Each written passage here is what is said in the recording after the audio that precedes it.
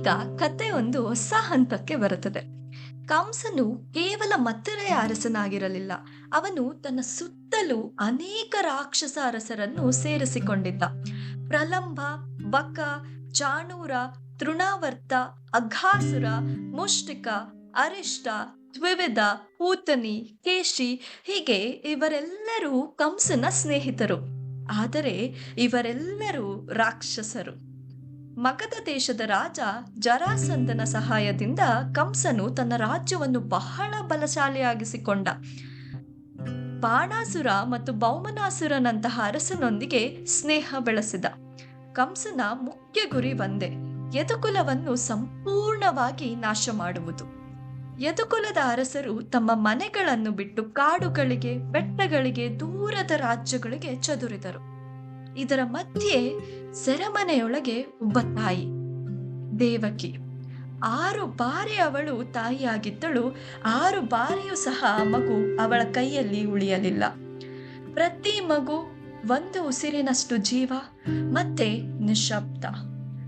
6 ಮಕ್ಕಳ ಮರಣ ನಂತರ ದೇವಕಿಯ ಗರ್ಭದಲ್ಲಿ ಒಂದು ವಿಶೇಷ ಘಟನೆ ನಡೆಯಿತು. ಕೃಷ್ಣನ ಪೂರ್ಣ ವಿಸ್ತರಣೆಯಾದಂತಹ ಅನಂತ ದೇವಕಿಯ ಗರ್ಭವನ್ನು ಪ್ರವೇಶಿಸಿದನು. ಈ ಸಮಯದಲ್ಲಿ ದೇವಕಿಗೆ 2 ಬಗೆಯ ಭಾವನೆಗಳು ಮೂಡಿದವು. ಒಂದೆಡೆ ಅಪಾರ ಸಂತೋಷ, ಶ್ರೀ ವಿಷ್ಣುವೇ ತನ್ನ ಗರ್ಭದಲ್ಲೇ ಇದ್ದಾನೆ ಎಂದು ಭಾವನೆ. ಮತ್ತೊಂದೆಡೆ ಅಪಾರ ದುಃಖ ಮತ್ತು ಭಯ. ಮಗು ಹುಟ್ಟಿದರೆ ಕಂಸನು ಕೊಲ್ಲುತ್ತಾನೆ ಎಂಬ ಒಂದು ಆತಂಕ. ದೇವಕಿಯ ಭಯಭರಿತ ಸ್ಥಿತಿಯನ್ನು ಕಂಡು ವಿಷ್ಣು ತನ್ನ ಅಂತರಂಗ ಶಕ್ತಿಯಾದ ಯೋಗಮಾಯೆಯನ್ನು ಕರೆಯುತ್ತಾನೆ. ಯೋಗಮಾಯೆ ವಿಷ್ಣುವಿನ ಮುಖ್ಯ ಅಂತರಂಗ ಶಕ್ತಿ. ವೇದಗಳಲ್ಲಿ ಹೇಳುವಂತೆ ಭಗವಂತನಿಗೆ ಅನೇಕ ಶಕ್ತಿಗಳಿವೆ, ಆದರೆ ಯೋಗಮಾಯೆ ಅತ್ಯಂತ ಮುಖ್ಯವಾದದ್ದು. ಶ್ರೀ ವಿಷ್ಣು ಯೋಗಮಾಯೆಗೆ ಹೀಗೆ ಆಜ್ಞೆ ಮಾಡಿದನು: ಈಗ ದೇವಕಿಯ ಗರ್ಭದಲ್ಲಿರುವ ನನ್ನ ಪೂರ್ಣಾಂಶವಾದ ಅನಂತನನ್ನು ಅಲ್ಲಿಂದ ತೆಗೆದು ರೋಹಿಣಿಯ ಗರ್ಭದಲ್ಲಿ ಇರಿಸು. ನಂತರ ನಾನು ಸಂಪೂರ್ಣ ಶಕ್ತಿಯೊಂದಿಗೆ ದೇವಕಿಯ ಗರ್ಭದಲ್ಲಿ ಅವತರಿಸುತ್ತೇನೆ. ನೀನು ನಂದ ಮಹಾರಾಜ ಮತ್ತು ಯಶೋದೆಯ ಮಗಳಾಗಿ ವೃಂದಾವನದಲ್ಲಿ ಹುಟ್ಟು ಎಂದು ಹೇಳುತ್ತಾನೆ. ವೃಂದಾವನ ಎಂದರೆ ಗೋವುಗಳಿಂದ ತುಂಬಿರುವ ಶುದ್ಧವಾದ, ಶಾಂತವಾದ ನಾಡು. ರೋಹಿಣಿ ಈ ಸಮಯದಲ್ಲಿ ನಂದ ಮಹಾರಾಜನ ಮನೆಯಲ್ಲಿ ವಾಸವಾಗಿರುತ್ತಾಳೆ. ವಿಷ್ಣು ಯೋಗಮಾಯಿಗೆ ಇನ್ನೊಂದು ಮಾತನ್ನು ಸಹ ಹೇಳುತ್ತಾನೆ: ನೀನು ನನ್ನ ಸಹೋದರಿಯಾಗಿ ಹುಟ್ಟುತ್ತೀಯ. ಜನರು ನಿನ್ನನ್ನು ದೀಪ, ಧೂಪ, ಪುಷ್ಪಗಳಿಂದ ಪೂಜಿಸುತ್ತಾರೆ ಎಂದು. ಅವರ ಬಯಕೆಗಳನ್ನೆಲ್ಲ ನೀನು ಪೂರೈಸುವೆ ಎಂದು ಹೇಳುತ್ತಾನೆ. ನಾವೆಲ್ಲರೂ ಈಗ ಭಕ್ತಿಯಿಂದ ದುರ್ಗಾ, ಚಂಡಿಕಾ, ನಾರಾಯಣಿ ಎಂದು ಪೂಜಿಸುವ ತಾಯಿಯೇ ಯೋಗಮಾಯೆ. ಅನಂತರ ಯೋಗಮಾಯೆಯ ಶಕ್ತಿಯಿಂದ ಒಂದು ಅಚ್ಚರಿಯ ಘಟನೆ ನಡೆಯಿತು. ಅನಂತನು ದೇವಕಿಯ ಗರ್ಭದಿಂದ ರೋಹಿಣಿಯ ಗರ್ಭಕ್ಕೆ ವರ್ಗಾಯಿಸಲ್ಪಟ್ಟನು. ಈ ಸಮಯದಲ್ಲಿ ಎಲ್ಲರೂ ಸಹ ಯೋಗ ನಿದ್ರೆಯಲ್ಲಿದ್ದರು.